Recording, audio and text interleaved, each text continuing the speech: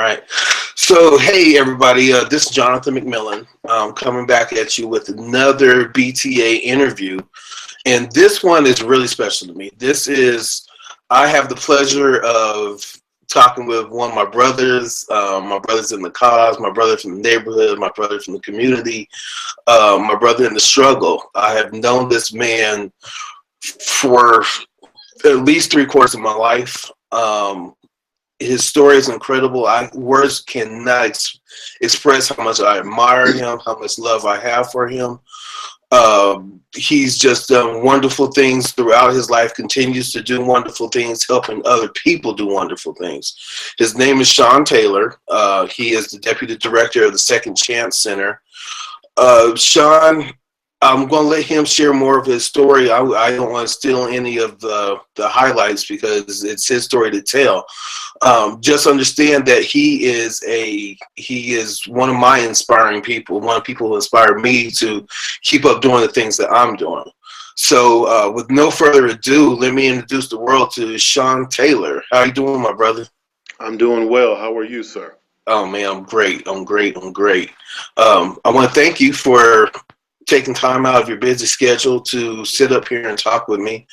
I have every chance I get, I always tell people about you and the amazing work that you're doing, and especially if there's anybody I could connect to Second Chance Center, either as a person who needs the help or a person who can support what you're doing.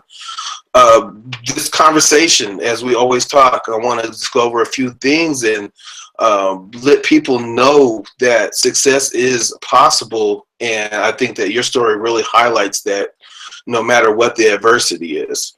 Would you mind sharing a little bit of your story with me, Sean? Sure.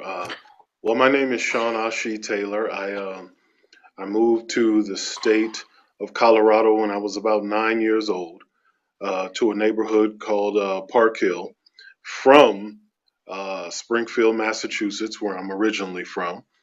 And when we got to Park Hill, we settled in, and it's a beautiful neighborhood. It's a neighborhood full of trees and suburban life. When I first moved here, affluent black families, whether they were uh, middle class or even even at the poverty level, you never really knew it because everybody was happy, and everybody played outside.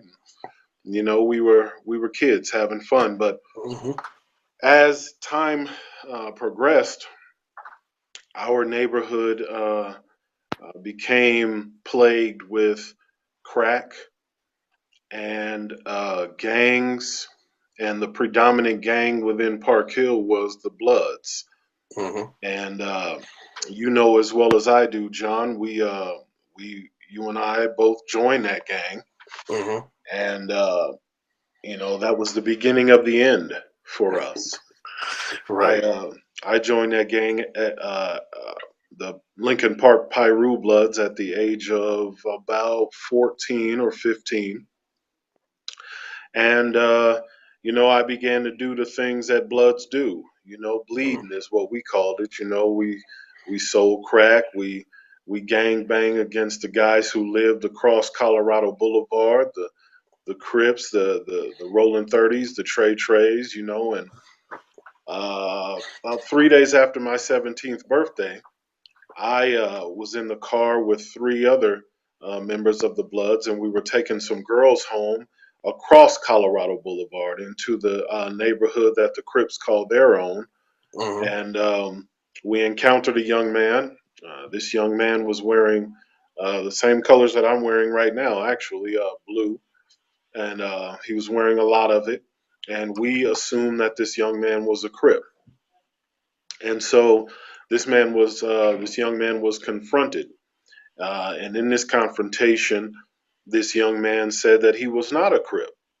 But one of the people that I was with, that was not a sufficient enough answer for him. So he got out of the car and he said, "I didn't ask you if you were a Crip. I said, what's happening, blood?" And the young man took off running. And Mm-hmm. the guy who confronted him got back in the car, And we all laughed. Oh, look at him, he's running. He's scared. Blah blah blah. We dropped the girls off and we circled the block to go back home to Park Hill. We had even forgot all about that young man. But as we circled the block, we came across a house.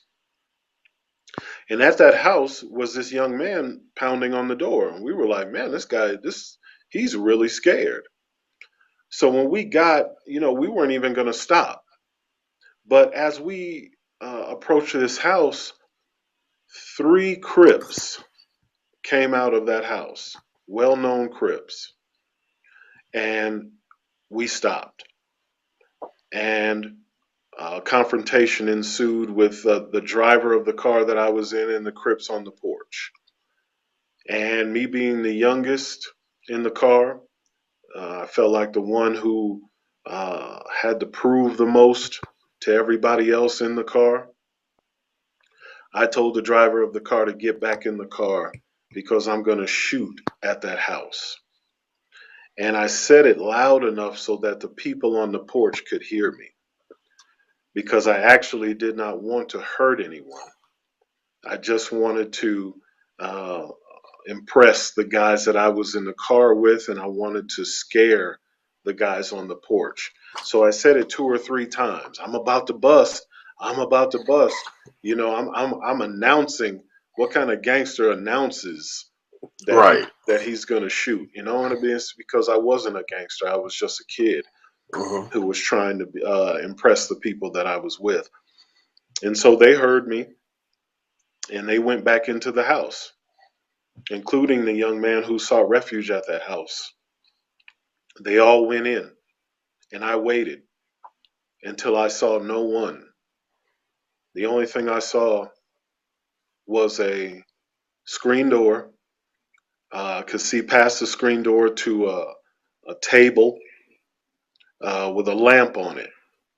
And at that table and lamp, there was a wall behind there. That's all I saw. I saw no people. And so now I'm thinking it's safe to shoot. So I shot one time, 45 caliber handgun, one time, and we drove off. It wasn't until the 10 o'clock news came on. A friend of mine who's actually deceased now, Tyrone Bennett, uh, Mm-hmm. ran down to the basement of the house that I was at, and he said, "What did you guys do?" He said, "What are you talking about?" He said, "Come upstairs, the news is on." We went up there, and at that same house that we were at, they were bringing a stretcher out. Someone was laying on it with a sheet over their head. Come to find out later on that one bullet hit the screen door. There was a young man hiding in the door jamb. It was the same young man that we confronted Mm-hmm. earlier, the young man who was not even a Crip. He was hiding, trying to make himself as small as possible in that door jamb. That bullet went into the screen door, into his shoulder, passed under his armpit, exited his chest, thereby exploding his heart. Mm-hmm. One bullet. One bullet. Immediately, I was sad, extremely sad. I'm like, oh my God, I can't believe I killed someone. I went home. Uh, I don't know how words travel so fast in the neighborhood, but there were like at least 10 or 15 Bloods at my house. I can start naming off names. You know all of them, John. Uh, and they were like, you gotta run, you gotta go, you gotta get out of here, you gotta do something. The police are looking for you. So I went to my sister's house, and later on that night, my mom called me and she said, the police kicked in our door. They took pictures of your picture on the wall, and they said that more than likely they're going to shoot you when they see you because there's an all points bulletin out saying that you are armed and dangerous. She said, "Can you turn yourself in, baby, please?" And I said, "Yes," immediately. I said, "Come get me." And so we went to the police station. I turned myself in. I was 17 years old, 3 days after my 17th birthday. Ironically, the young man who lost his life was also 17 years old. So here we are, two young men at the age of 17. One is on a long journey into the legal system at 17. The other one is in the grave at the age of 17. Ultimately, I was convicted of first degree homicide, uh, extreme indifference, and universal malice. Those counts basically mean that they're saying that I was the type of kid that would just shoot indiscriminately, not really caring who the bullet hit. Mm-hmm. I was convicted of that. I was sentenced to life in prison. Life sentence at that time in 1989 was 40 calendar years. So basically, what that meant is I had to knock 40 calendars off the wall before I was eligible for parole, um, um, which means that I would have been 57 years old before I seen the parole board, Mm-hmm. and they still had the discretion to say, "You're not ready." Immediately when I got there, I changed my life. I began to educate myself. As I educated myself, I wanted to be a more spiritual individual, so I embraced a way of life that I felt was best for me.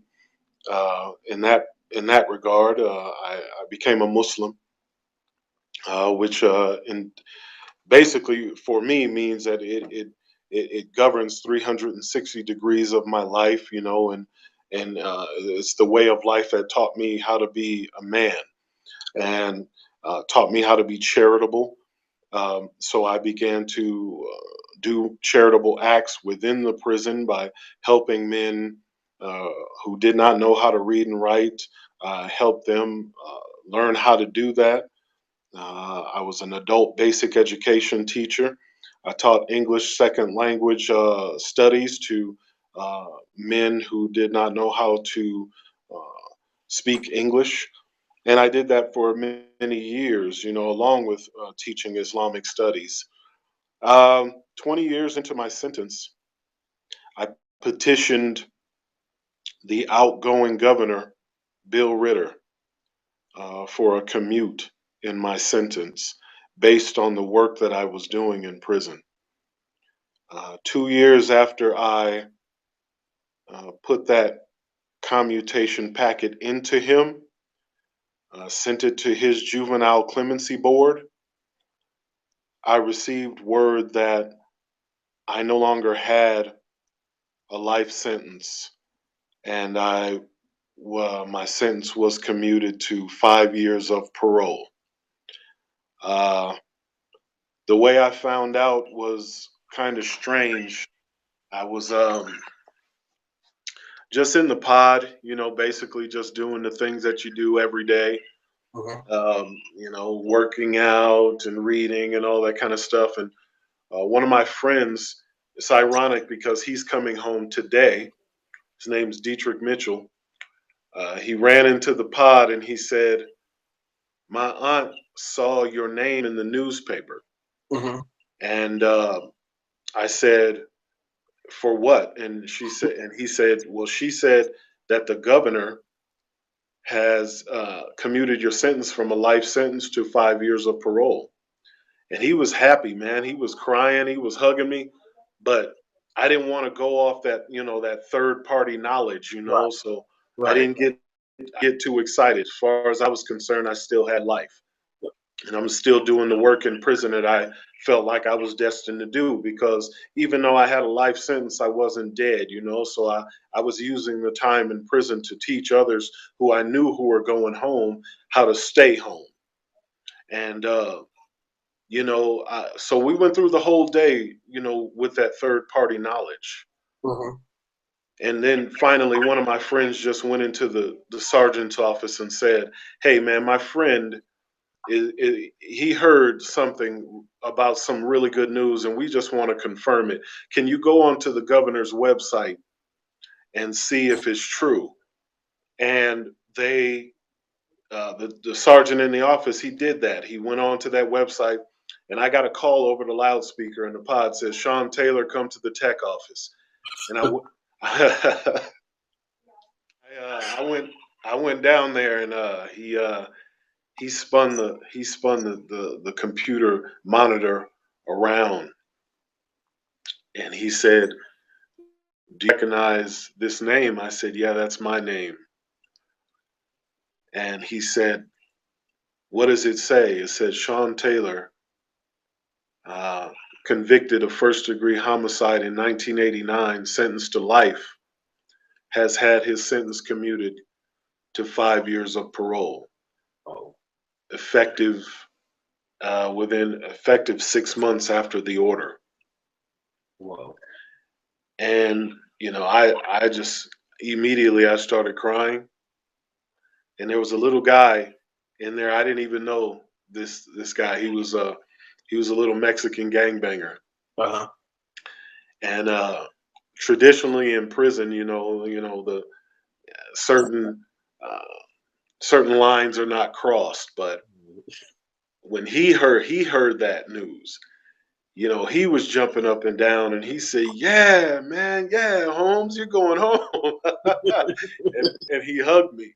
And he and we didn't even know each other. He and I are standing in that little office, man, crying and hugging each other, man. And I went back to the pod, and you know, uh, people could sense that something was. I was in a daze, and they was like, "What's wrong?" And I said, "I'm going home."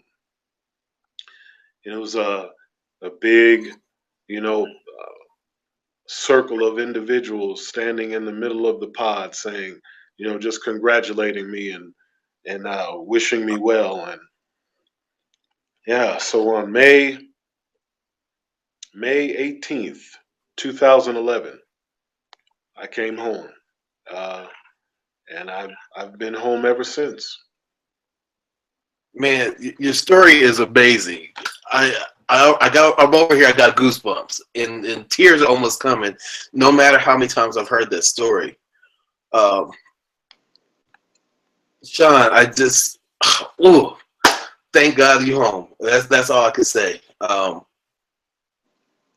So obviously, when you started your journey to where you are now, and you got sentenced, and you had to go through that whole process, and you found yourself in your new home way back in, what was it, 89 at this point? Yes. Did you have a strategy as to how you want to handle the next, at a minimum, 40 years? Uh, what do you mean if I would have stayed there? Well, when you're sitting there as a 17-year-old kid, Oh, okay. and you had the rest of your life potentially in prison, what was the strategy that you came up with that got you started on the journey that led to where you are now? I did not have a strategy. Mm-hmm. Matter of fact, when I first got to prison, I felt quite lost, Mm-hmm. to be honest. I was only 17 years old, and I didn't know what to expect. I didn't know what to do. Thank God for the people that God puts in your life. You know, uh, I had a man named Hassan Latif Mm-hmm. come into my life at an early age. I was 18 years old when I met him, and he was like a father figure to me. He kept me out of trouble. He showed me the right books to read. He uh, he educated me on how to be a responsible man, a man is who takes responsibility for his actions and is accountable for his deeds. And thank God for him and for the other uh, conscious individuals that he put in my path. They raised me. They raised me right in there. And it's really ironic because that's the man who I work for. right now. When I came home, I was doing, computer and electronic recycling and, just basically trying to survive out here because, I hadn't been home in 22 years. I hadn't been, out here in free society for 22 years, so I was quite lost. Right. And there was an organization called Turnabout. It's called the St. Francis Employment Center now, and Hassan was working there, and he gave me clothes. Uh, he introduced me to someone who gave me my first job as an adult out here in society, my first job ever, which was the Computer and Electronics Recycling Company. Hmm. And I did that for a year. And but over time, I wanted something different. I began to desire more. I wanted to uh, do what I feel like I was brought home to do. And around that same time, he started his own organization called the Second Chance Center. Okay. And the Second Chance Center is an organization that is dedicated to helping formerly incarcerated people transition into lives of success. And when he started the organization, it was at a time when I was leaving my first job that he got for me because I wanted to do something else. So he said to me, "Would you like to be a case manager for the Second Chance Center?" And I said, "Of course, of course." And that's what I've been doing for the past going on 3 years now, close to 3 years, probably even a little over 3 years. I've climbed the ladder here within the organization, and I'm now the deputy director of the organization, and that's what we do daily, man. We're really dedicated. It's not just a hashtag. It's not just a motto. We Right. are really dedicated every day to helping formerly incarcerated people transition into lives of success, however that means. If we have to sit down and teach them basic living skills, give them employment preparation, employment placement, meaning that we go out into the community and we have people in the community come to us and let us know who is hiring, who will hire those who have been convicted of felonies. Mhm. This will, we find that this will reduce the amount of no's that these individuals receive when they come home because those no's are very discouraging. Those Right. no's will Right. will put you in a headspace that will have a wicked whisper in your ear saying you were better off in prison. Right. Right. Right. And so we try to reduce that, here, and we do that like I said, with the employment retention strategies that we offer. Well, we'll buy your clothes, we'll buy your tools, we'll give you the transportation assistance that you need to get to and from work. If you need a bike, we'll find a bike for you. We'll give you Mhm. that bike. We won't charge you for anything. We just want you to be successful, and we want to turn these prisons into museums one day. Amen. Okay, that's awesome.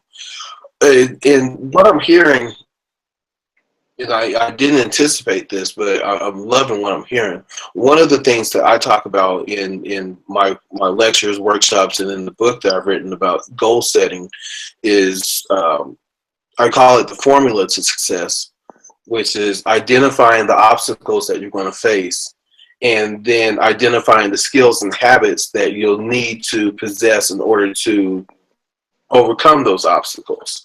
It Right. sounds like a lot of what Second Chance is doing is identifying those obstacles for people who are recently out and helping them develop those skills and habits so that they have not just a step forward, but 2 steps or 3 steps closer to whatever success it is that they try to frame their mind around. Is that correct? That's right. That's right. That's exactly what we do. We take the time uh, out of our day so that those individuals coming home don't have to uh, they don't have another hurdle to jump over. You know what I'm saying? They don't have another hoop to jump through. They don't have uh, another thing to do. Well, that's That's the awesome. Let me ask you on the personal side, what was your biggest obstacle once you were released? And then what skill and habit did you develop to help you overcome that? I've developed awesome navigation skills because when I first came home, I didn't even know how to use the bus system. Right. I always tell a story. When I was in the halfway house, they said we want you to go down to the corner of 14th and Gilpin, and that's where the building is that you have to go to, so for you to receive assistance with some of the things that you need. Mhm. They handed me a bus ticket, and they said the bus stop is right up the street. Go. I walked out of the halfway house. I walked up the street. I was on the wrong side of the street. So I got on the wrong bus. When I got on the bus, I said, will this bus take me here? He said, no, you're on the wrong side of the street. Go to the other side of the street. I got off the bus, and immediately halfway house security pulled up on me. Mm. And they said, what are you doing? I said, I got on the wrong bus. I'm going across the street to get on the right bus. They said, no, you're not. Get in the car. Took me back to the halfway house. They said, you can try again tomorrow. Now, at first, I thought that this was kind of cruel. I thought they were being kind of mean spirited. Mm-hmm. But I think what they were doing, as I look back, they were seeing where I was. What does a guy do who's been in prison for the past 22 years and went when he was a teenager? Mm-hmm. What is he going to do? And I think that's what they were doing. They said, we'll try again tomorrow. And they wanted to see if I would become discouraged. At first, I did for about 5 minutes. But after that 5 minutes, I said, okay, you know what? I am going to try it again tomorrow. And this time, I'm going to do it the right way. And it was days after days of that uh, uh, trial and error. Trial and error, trial and error, to the point now where I feel like I'm the navigation king. When Uh, someone comes in here and they're like, hey, I need to get here and I don't know where I'm at. I just got out of prison. I said, this is what you're going to do, man. First of all, you're going to calm down. right. You're going to calm down. You're going to take a deep breath, sit down, let's talk for a little bit. And you're going to realize that a mistake is not the end of the world. Now, here's something that they didn't give me. Mm-hmm. Here's a map. Here's exactly the bus that you're going to get on. Here's exactly where it's going to take you, and here's exactly where you're going to get off. See, there's a reduction in things to do that Right. a man or a woman coming home. It is so essential. It's so essential, John. Wow, Sean. Again, I love these conversations that we have because you are just so open with and humble with this vast amount of knowledge that you have. Those are things that people, I don't think it's out of neglect that those things aren't taught to people. It's just through your experience that these are the things that people need to learn. That's right. We lay out, to coin your phrase, a roadmap. That's right. A roadmap to success. And man, I hate to sound like I'm just all on you, but I mean it's just so admirable, man. The energy that you give off and the wisdom that you imbue into the world, just organically and naturally, it's amazing. I'm going to wrap this up, but I want to ask you a couple questions before we do this. Okay. And I think you might have just tapped on it, but when you said calm down, relax, those are great words of wisdom because a lot of times too many people are moving too fast. That's right. And they get in their own headspace and they start to make mistakes because they're not looking at the road ahead of them. They're looking at the mistakes that they made. That's right. What can you give me your best piece of advice to not necessarily just someone getting out of prison, but someone who's looking to be successful in whatever endeavor it may be? Do you have a go-to piece of wisdom or a piece of advice that you tell people? Yes, I always tell people that you have to slow down.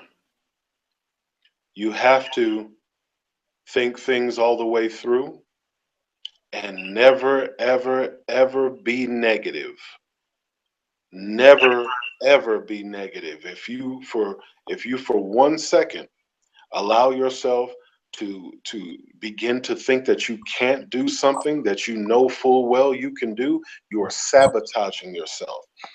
I always tell people this: I would not be home from prison unless I changed the way that I thought. Mm-hmm. There was a time when I was just existing in there, and I read a book called The Secret. And in that book, it said that if you want something, you have to begin to act as if you already have it. So, what I did is I started giving things away in there, Mm-hmm. things that people knew that I valued. I started giving them away. And they would say to me, "What are you doing?"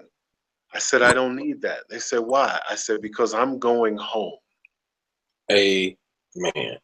This was at least 2 or 3 years before I knew anything about a commute board. I hadn't put in a commute package. I hadn't done anything. I was just existing in prison. But I started giving those things away, and I started behaving like as if I was going home, and it was brought to me. That reality was brought to me. And that is a metaphor for life, man. I don't care what you're trying to do in life, you have to behave as if you are already doing it, Wow. and it Wow. works. Wow. Woo! We got to have church up in here. Hey, so I want to ask you two last questions, and you've led me right to the second question. Well, the next question. You know, I'm a big believer in being grateful for every opportunity, person, and circumstance you find yourself in, presently and in the future. You know, I'm a big person with the gratitude challenges. To always put yourself in the moment of what am I grateful for right now? What am I grateful for that I don't even have yet? What are I'll give you a softball. What are the two biggest things that you're most grateful for right now? I'm grateful for liberation, Mm-hmm. and I'm grateful for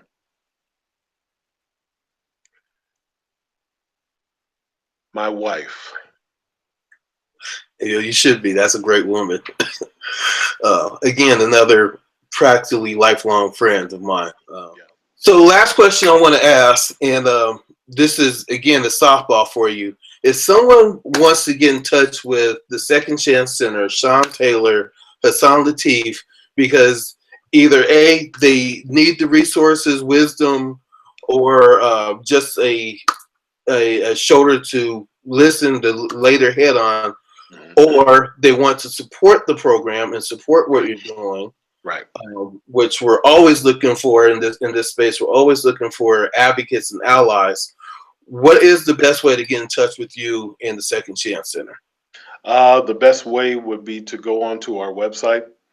It's www.scccolorado.org. When I do the editing, that will flash across your chest there, nice and bright like Superman. Okay. You got the Kansas going on right now. Kansas Okay. dad. Kansas dad. My All right. stepdaughter Oh, knows Kansas Dad. Dude, is that the new Superman? that. Hey, Sean, it's been a pleasure, man. Again, I thank you for taking the time out, sharing your story. sharing your pearls of wisdom. I can't thank you enough for being my friend, being my ally.